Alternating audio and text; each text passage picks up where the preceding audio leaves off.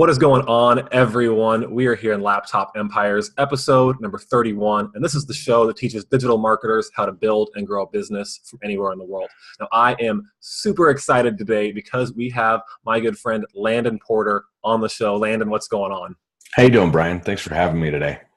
You got it, man. I'm happy to have you here. Now, Landon is the literal king of the jungle because he is the founder of the Sales Gorilla and the incredible Facebook community Gorilla Marketer. I get that right? Correct. And hashtag the Gorilla Army. And so I love Landon's style. And what I really wanted him to have here on the show today was one, because the way he's created a community and a brand is really unique and really interesting. It has a lot of personality. A lot of people aren't doing that. But more importantly, he has experience in sales more than anyone else that I've probably met online. And I envy people like you, Landon, because I never started in sales. And when I got into digital marketing and selling marketing services, I didn't think I had to do any selling. It took me probably 3 or 4 years to really kick myself in the ass and say, okay, I need to actually figure out sales. So that's why I'm stoked to have you on here today, man. Cool. I appreciate it. Cool. So why don't you just get us started off? Tell us a little bit about the Sales Gorilla. Sure. So as you said, I was in sales for a long time. I was in sales for about 15 years, and that's a whole other story. We can go into some of it to the degree that you want. But my wife and I decided, really it was more my decision. I wanted to do something different. So we both follow internet marketing and have for a long time, and decided to create something for parents because we've got, at the time, preteens that were getting ready to become teenagers, and ended up with a Facebook ads course, like the third or fourth one that I bought. And I was having conversations with people in that world. They're telling me about their daily issues, and I'm asking them questions about ad sets and stuff. And it just kind of happened over a course of a month or so where 5 or 6 different people were essentially asking me to help them with how to have better conversations, like how to sell. And one day, 3 of them that didn't know each other said, "Dude, you need to teach this." And I was like, "Dude, no, I don't. Nope, I'm done. I don't want to do that." And then it came up again 2 more times, not the next day, but the following day. And I was like, "Man, this is nuts. I don't want to I don't want to do that." And it happened from there. Somebody I was working with created a group. Within a couple of days, we had several hundred people in there. I was doing Facebook Lives about my opinion on sales and what I think's wrong with sales in general. And it just kind of took off. The story about the brand is another one, but it's short. One day I was irritated in my old sales job, and I was having a conversation with one of the guys I work with, and he's like, "Man, feeling a little gorilla today?" Because he could tell I was heated, And I mean, I look, I don't look like, somebody's, 14-year-old neighbor kid. And it kind of stuck. And then when we started doing this, it just seemed to fit, and boy, has it, the brand has really taken off. Yeah, and I see you got a little monkey hiding there in the background too, which is awesome. But no, it's funny, man. I love just to see the comments and how people have their own gorilla names for themselves. There's a whole bunch of memes about gorillas. I mean, and I don't think it's just the gorilla itself. It's just the identifier of a group and being a part of it. And that's what I love. When I saw your community, people really getting into that. Mm-hmm. We started it. We had an idea that we needed to get something that people took a hold of and owned, but then everybody's favorite ClickFunnels business owner came out with the book, and we basically went through and implemented kind of what he outlines in there about creating a culture. And holy crap, man, we've got stickers and t-shirts and it's kind of nuts because I don't know everybody that's in our group personally, but I'll be out in somebody else's group and I'll see somebody drop a question or whatever, and then they use their hashtag that they get in our group, and I'm like, man, this is nuts. It's really kind of cool. That's awesome, man. And I've noticed too over the last couple of years how small the digital marketing community is once you get onto Facebook and into these groups. So yeah, your community, I've seen them not only all over your place, but in different groups that I'm a part of. So you've definitely built something special there, man. Thanks. And what I love about it too is it was built out of a need, not because you thought people wanted this. People told you they have this pain. You didn't just go say, "Hey, I'm going to go teach sales stuff one day. Let's see if people buy." it came out of, you having conversations with people, which I think a lot of people miss. Yeah. Honestly, I was really conflicted when it was first presented to me. I had zero interest. I really have a disdain for traditional sales tactics. Man, I can just go on that topic, but when it was first like put in my lap, it wasn't like, nah, I'm not doing it. It was like, there's no effing way, and I fought with it for a couple of days. And one of the people that I was working with, she was like, okay, you don't want to do this, but you're going to do this. And I was like, man, I don't want to do that. And it's really interesting how it came out. And I think, my wife and I have done some different things when it comes to creating things based on want, need, desire, whatever. And by far, this is the one that's, kind of got legs of its own, if you will. And I think it's because of that. It's the reason that I'm doing this isn't because of my own agenda beforehand. And I went and found people that this fit into. It was the other way around. Yeah. And it's a cliche saying by now, but it's like, don't find customers for your products, find products for your customers. So you didn't technically have them as customers, but they told you a need and you filled it. So I love seeing that stuff, man. Because I'm sure maybe you've done it in the past, and I definitely have, where I went and started something because I thought it would work and it didn't because no one wanted it. Right. So tell me, you said you've got some sales tactics that you hate. I know you don't like cold calling, cold outreach, things like that. So why don't you tell us a little bit about what you did in the past in terms of selling at your old job that made you hate that type of selling so much? Sure.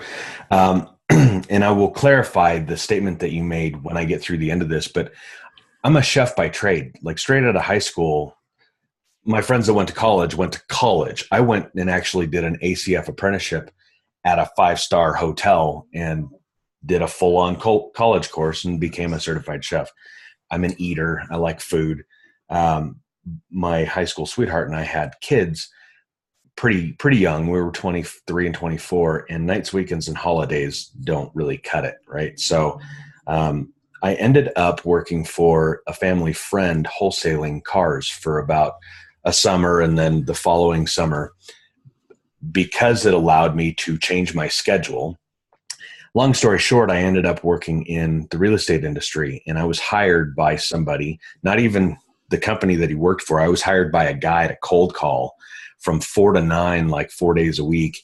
And that's kind of where I cut my teeth. I did that for several months, and I was able to, get through the hang-ups and the FUs and whatever. And then I became my own person. I wasn't, bringing somebody else's leads for about 4 years. And at that time, you could buy leads, but I mean, we're talking like 2002, 2003. So you could buy leads, but really the most effective way to do it was just, take your message to somebody who's not at the right place or the right time for it. And I kind of honed the ability to do that. And I developed my conversation for mortgages and, buying and selling homes.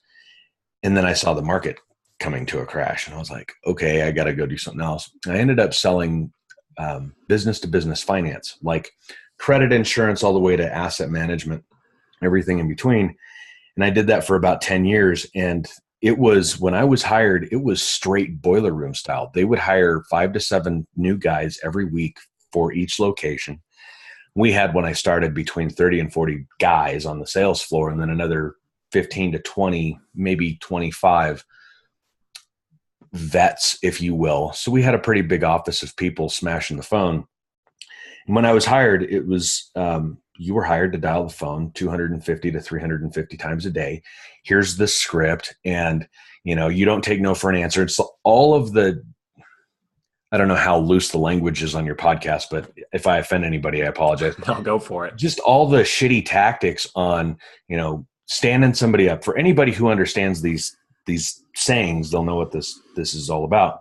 Making, standing somebody up and making them scream and shout and getting all bent out of shape, getting it all out of their system, right? It's like it was forced aggression through psychological tactics. It's not that I hate cold calling as a tool.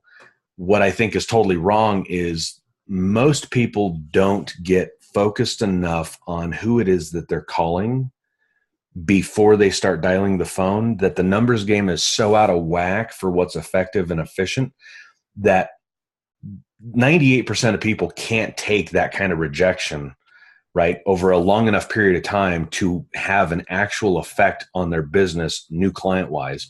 The other part of that is most of us are business owners, right? If you're hired to cold call for a company, then fine. That's what you do 6, 7, 8 hours a day. If you're hired to be a cold caller and then you manage the clientele on the back end of that because they stay with you month after month, okay, fine. You cold call half a day and you follow up with your pipeline for 2 hours a day, and then you manage your clients for two hours. That's not what almost anybody here in our world has their business set up as. No. But really that kind of cold outreach and that kind of constant ongoing client acquisition strategy has to be done that way, or you have the peaks and valleys that we all know real estate agents struggle with. They kill it this month because they did 4, 5, or 6 deals, but next month they don't have any business because they didn't have time to prospect. So it's not necessarily that I hate the cold calling thing. I hate cold calling, right? The problem with it is you're taking your message to somebody who's not at the right time or the right place for it, unless you've developed the ability and the skill set to really, really target exactly who could want, could need, and will use what it is that you do. And then you're highly skilled at the process of initiating that relationship. It's like courting, right? I mean, we all know the example. You walk into a bar and you make eye contact with somebody across the bar. There's a small percentage of people that just naturally have a gift and ability to do that. The rest of us had to learn how to do that. And honestly, most of us suck at it. So to answer your question, what are some of the techniques and tips that I could give somebody that would use a method of cold approach is the better you understand exactly who you're going after and what the parameters are that would allow them to work with you, their gross monthly or their gross annual. Like, you've got to know that they can pay for it, but also that they're in the sweet spot of whatever it is that you do, that they're actively looking to go to the next stage, right? And that gets into the whole, don't go after the low-hanging fruit clients. Don't go after the lower-end, cheaper clients. They're not easier to talk to. They're actually harder to have that conversation with because everything is cost to them. So that's one. For any of you who are listening or watching this, if you can look across your marketplace and look at what you do, and if you're good enough at your craft to where you could say, instead of going after somebody that I could charge $500 to or $1,500 to, maybe I should be going after somebody I can charge $3,500 to or $5,000 to.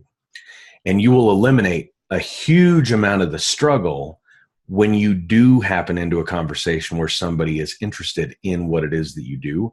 It's a totally different, because they understand it's an ROI. They understand it's an investment. It's not a cost. And then really getting back to the prospecting aspect of it, we've all heard the cliches, whether it's in sports or whether it's dealing with personal relationships or raising kids. It's all about the prep, right? It's all about the prep work. If you've ever painted your house, if you put all the time and effort into the prep work before you go do that task, doing the task comes out way better. It's way easier and there's way less headache. And that's the same with cold calling. Go ahead. I'm sorry. My process, and most people don't see cold calling and cold approach prospecting like this. They think that their job is to cold call, close somebody on the phone. Most of us don't have the skill set that it takes to be able to do that. So here's the process. If you've got a list of all the people that you can call, you call, and most of the time you're going to leave a voice message. And the voice message should be something along the lines of, "Hi, Bob, this is Landon. I do XYZ. I'm going to send you an email about this. If there's an interest about this, here's my phone number," right? It's short, it's to the point. It's not bait and switch. I'm telling you exactly what I'm calling. But then I'm sending an email immediately after. They're going to get one or the other, and the email mirrors the voice message that I left. And really, if you're really good at the cold calling game, you're probably getting 80% voicemails. Most of the people you'll end up doing business with got your voicemail, saw your email, didn't call you for 3 weeks, but then it comes up and they're like, oh yeah, I've got that. Right. They call you back and it's a totally easy conversation. So sorry, I didn't mean to cut you off, Brian. No, I'm sorry. I was cutting you off. It's a little hard to I got my camera here and then the screen's here. So I didn't see you finishing that thought. But no, you and I are in the same boat. Cold calling is not something I tell people just to start pick up the phone and randomly call businesses, because exactly what you said, the chances of them being in that place and time where they need what you are wanting to sell are slim to none. And that's why I tell a lot of people to don't even lead with your pitch. Don't even think you need to pitch. You need to have a conversation, identify, where they're at, where they want to be, what that gap is, and then if you can even fill that. Because if you can't fill that, trying to sell them whatever it is, Facebook ads, email marketing or whatever, it's not going to matter. They just don't care. So it's funny. I like what you said there. I do the reverse of that when I did cold outreach. I would send emails or messages first, call them, and then reference the message. And I would typically only do that if I had some third-party connection that I could just name drop. Like, for example, a patio furniture manufacturer that I work with. They've got hundreds of retailers who don't know me at all, but I messaged these retailers and called them and dropped the name of this manufacturer who they knew well. And that was a lot easier for me to get people on the phone and start a conversation. Yep, totally. I did it for 15 years. I did it business to business, business to consumer for like 4.5, and then business to business for 10. And that is absolutely, here's what most people don't realize about salespeople. The goal of becoming really good at cold calling is not to then cold call forever or cold email or go to networking events. And the goal of that is to build a base of clients that then prospect for you and allow you those warm introductions. That's the purpose of it, right? Yeah. It's a stepping stone. Yeah, 100%. So what would you then say to someone who is terrified of cold outreach, doing cold calling or anything like that? What's a tactic that they could put to use so they could find their first clients and get that foundation? Sure. If you're looking for your first clients, some of you are going to hear this and be like, whatever. And then those of you who actually go leverage this resource that you've got are going to end up with between 3 and a dozen clients, depending on your network. Here's the deal. If you're new-ish, you don't have a client or you don't have very many clients, it's not going out and contacting and trying to become a salesperson to people that don't know you from anybody. It's all about who you know and who they know. And here's the conversation for that.